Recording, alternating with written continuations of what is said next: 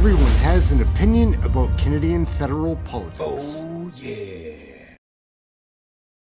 And singing along with your notion on your liberal side of kumbaya. Instead, Minister, during your time in office, your record is one of failure. Minister, sadly, under your watch, Mexico has now become the United States' biggest trading partner. What? No longer is it Canada. Minister, given your record, Canadians can be excused for harboring some concerns regarding your government's negotiating skills. Hey gang, what's up? Just Aaron right here, Question Period Canada. Why do you think the committee meetings aren't shown on network television ever? There's never clips ever on like what we would call traditional media, whatever that used to be. Now things are different. Anyhow, I show all the committee clips, the best of, guaranteed. I watch all of this stuff, and this is where it really happens. Like the question period, that's a real pageant. These committee meetings are a bit too, but they're a lot more real than what you see most of the time in real news. Like, subscribe, share, get notified, all those fun things. Let's take a look at what's going on in committee in this vid. You're gonna be very intrigued. Let's take a peek. Committee is always interesting. Let's go. Cue the card, Waka Waka. Members, Mr. Baldinelli for 6 minutes, please.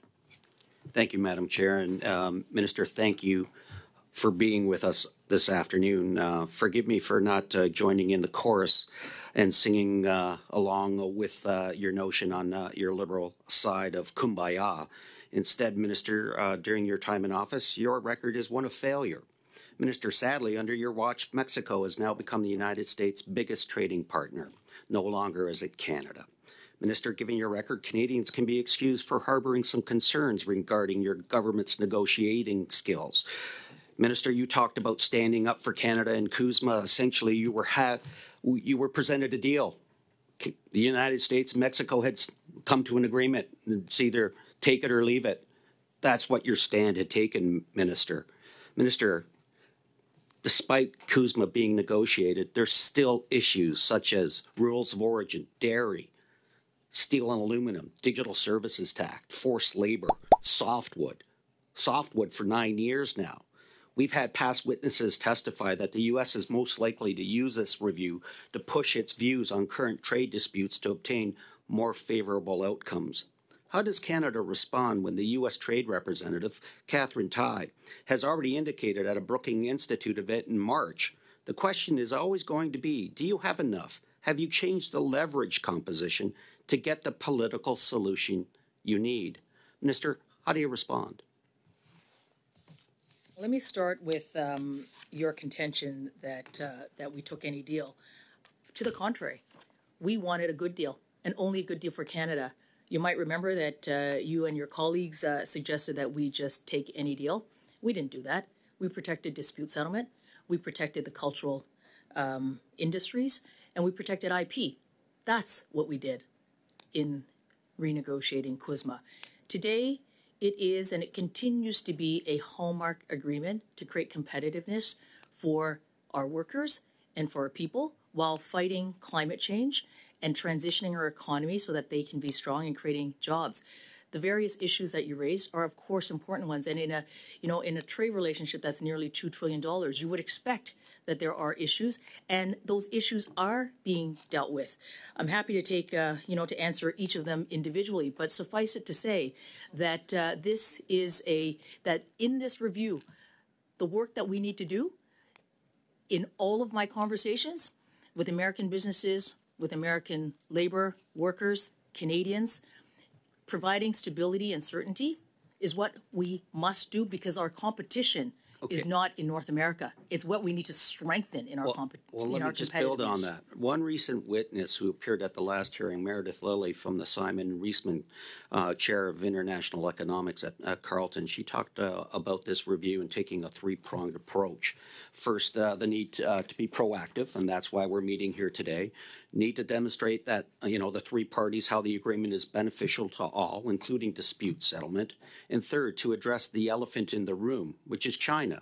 And the recent tariffs both the U.S. and the EU have undertaken. Canada needs to address Chinese overcapacity. Minister, on May 14th, the U.S. acted and placed tariffs not only on steel and aluminum, but also on EVs coming in from China. And then the EU responded again just as of yesterday. So why is it taking so long for Canada to respond and look into this matter? Canada has been at this matter from day one. And let me be clear to everyone here in this committee and to Canadians who are watching. Canada is not going to be a backdoor to the U.S. market or a dumping ground for unfairly traded goods. We've been very clear about that. Canada is committed to building a EV supply chain for the future of North America. Canada and the United States have been building automobiles for over 100 years. The auto sector is changing dramatically, but Canada is well positioned from critical minerals to batteries to the assembly and the production of electric vehicles. It's going to be made in Canada, and we're going to protect our Canadian workers. We have... Minister, just building on that, if I could, then. So why is Ford Motor Company said it's going to slow production of its EV production to 2027? The GM facility in my community, just next to my riding, has already indicated it's going to slow down the timing of its EV battery production. There are 300 employees that have been laid off. Their V6 line has already been torn out, and GM has made the decision that it's not ready to proceed. We've had witnesses like Brian Kingston come forward saying there's a disconnect between this government's economic, environmental policies and its investment policies. And we're looking for alignment with what's going on in the United States, for example, in terms of the EV. So how is it that we can facilitate the growth of the EV market in Canada when we can't get a critical mineral mine built for 15 years? Our supply chain is not there, Minister. I mean, we're not getting sales by Canadians to buy EVs because the cost is too high in this country. We're going to become a dumping ground for China, which has dominated the EV market. So how is it that we're going to respond to that? Well, I would like to talk up the Canadian economy on this side. And tell that to the 300 workers who are now laid off. Well, at the GM facility, a place that I used to work at, Minister. There's 300 people that are no longer working there. The Minister to respond. You have no time left as it is. Point Minister, of order, if you'd like to Madam respond. Chair. I'm sorry. Yes. We got to be mindful of the interpreters. We've already been through certain areas. If two people are talking at the same time, that's not good for interpreters. So I would ask that when questions are asked to the minister, that we let the minister respond and that we respect the folks that are interpreting for those that are Thank you very much for raising that issue. Minister, I believe turn the floor over to you. Sure. It is precisely a plan for the environment that has created the billions of dollars of investment into the EV supply chain, all the way from critical minerals to processing to the building of the batteries. I don't need to repeat the investments, whether it is from Stellantis or most recently with Honda or Volkswagen, some of the most significant. Those batteries and those cars are going to be built in Canada, and it's going to create thousands upon thousands of jobs in Canada. And it isn't just in the automobile floor shop. It is going to be the entire value chain and supply chain, which is what is also very exciting, the kinds of investments that are being made to make sure that workers in places like Windsor who were not seeing growth are now so excited. Small businesses are growing. Workers and homes are being built. It is exciting, and it is because of a plan on the environment, a plan to be able to build electric vehicles, and the investments that are here, and that work is very well underway.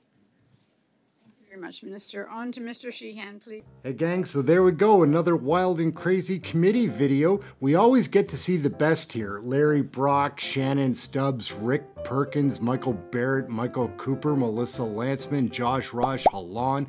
There's a long list, guys. I just mentioned only a few of the names.